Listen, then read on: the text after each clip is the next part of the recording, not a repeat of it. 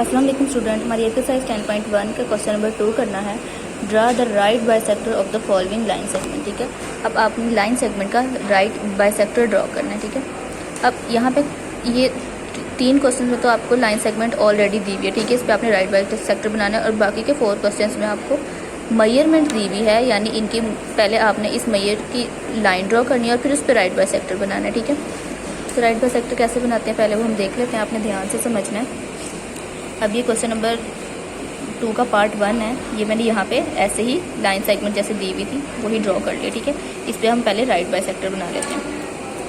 Right bisector किस तरह से बनाते हैं, अब आपको जो लाइन सेगमेंट दी हुई है वो जितनी भी मेजरमेंट की हो, ठीक है, ये मैटर नहीं करता, आपने अपनी कंपास को उसके हाफ से ज़्यादा खोल लेना है। हाफ से ज़्यादा कैसे, तकरीबन ये देखें, अंदाज़न अगर हम देखें तो इतना हाफ होगा हमारे पास। ठीक है, ये हाफ होता है, तो हाफ से हमने ज़्यादा, थोड़ी सी ज़्यादा अंदाजे से खोलनी, मेजर करने की ज़रूरत नहीं है। हाफ से थोड़ी सी ज़्यादा हमने कंपास ओपन करनी है। ठीक है, फिर क्या करना है, और ये मैं बार बार बता रही हूँ, आपने अंदाजे से हाफ से ज़्यादा ओपन करनी है। ठीक है, मेजर करने की ज़रूरत नहीं है। एक पॉइंट पे आपने अपनी कंपास की नीडल रखी और तकरीबन दरमियान में करके आपने इस तरह से एक आर्क ड्रॉ कर ली। ठीक है, इसी तरह आपने अब नीडल को हटाना नहीं है। ठीक है, इसी पॉइंट पे आपने रख के इस साइड पे भी एक आर्क ड्रॉ कर ली तकरीबन दरमियान में। ठीक है, ये हो गया। इस साइड पे, इस पॉइंट पे रख के हमने दोनों साइड्स पे आर्क ड्रॉ कर लिया, एक इस साइड पे और एक इस साइड पे। अब नेक्स्ट क्या करना है, अब हमने दूसरे पॉइंट पे रख के आर्क ड्रॉ करनी है, और वो किस तरह से करनी है कि वो जो पहले वाली आर्क है उसके ऊपर आर्क लगे। ठीक है, जैसे इस तरह से। ठीक है, और इस साइड पे भी हमने ऐसे ही करना है, इस आर्क के बिल्कुल ऊपर हमने लगाई, इस तरह से लगा ली। अब ये हो गया। अब यहाँ तक आपको समझ आई कि पहले हमने एक पॉइंट पे रख के ऊपर वाली साइड पे और नीचे वाली साइड पे आर्क लगानी, इसी तरह दूसरे पॉइंट पे। नेक्स्ट क्या करना है, स्केल की मदद से आपने इनका दोनों का जो पॉइंट है, ये सेंट्रल पॉइंट और इसके सेंट्रल पॉइंट में से लाइन पास कर देनी है इस तरह से। ठीक है, ये लाइन हो गई।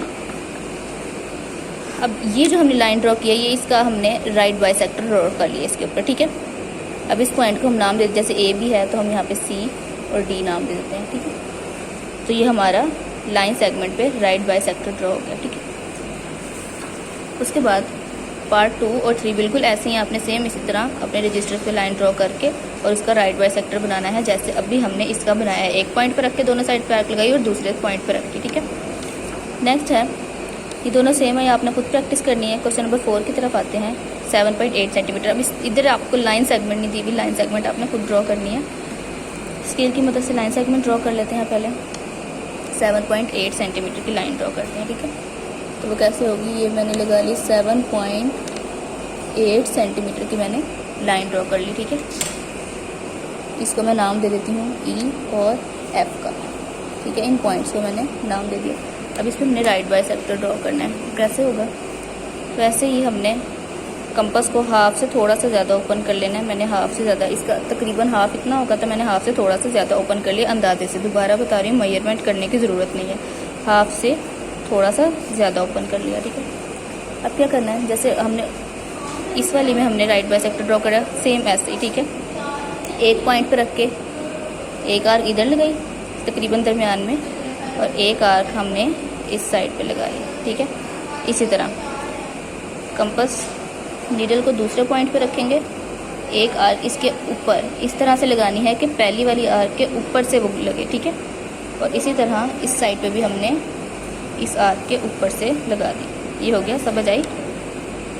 अब क्या करना है, स्केल की मदद से हमने इन दोनों आर्क्स को ज्वाइन कर देना है आपस में। ठीक है, बिल्कुल सेंटर में से पास करना है इसका सेंटर पॉइंट, और हम स्केल की मदद से इसका भी सेंटर पॉइंट सेट कर लेंगे। दोनों का हो गया सेट।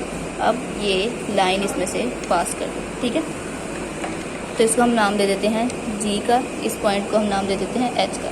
ठीक है, और ये लाइन हमारी कितने सेंटीमीटर की थी, 7.8 सेंटीमीटर। ये वाली जो लाइन थी, इसमें मेजरमेंट मैंने इसलिए लिखी क्योंकि बुक में मेजरमेंट नहीं दी हुई थी, आपको लाइन सेगमेंट ही दी हुई थी। ठीक है, तो इसकी मेजरमेंट लिखने की ज़रूरत नहीं है, जिसकी आपको मेजरमेंट दी है इसकी मेजरमेंट लिखनी है। ठीक है, अब नेक्स्ट इसी तरह आपने बाकी 8 सेंटीमीटर, 90 मिलीमीटर और 7 सेंटीमीटर ये भी आपने ड्रॉ करनी है। अब ये 90 मिलीमीटर वाली कैसे करेंगे मैं आपको बता देती हूँ। मिलीमीटर को पहले आपने सेंटीमीटर में कन्वर्ट करना है और फिर उसकी लाइन ड्रॉ करनी है। तो कैसे होगा ये मैं बस आपको बता देती हूँ, ठीक है।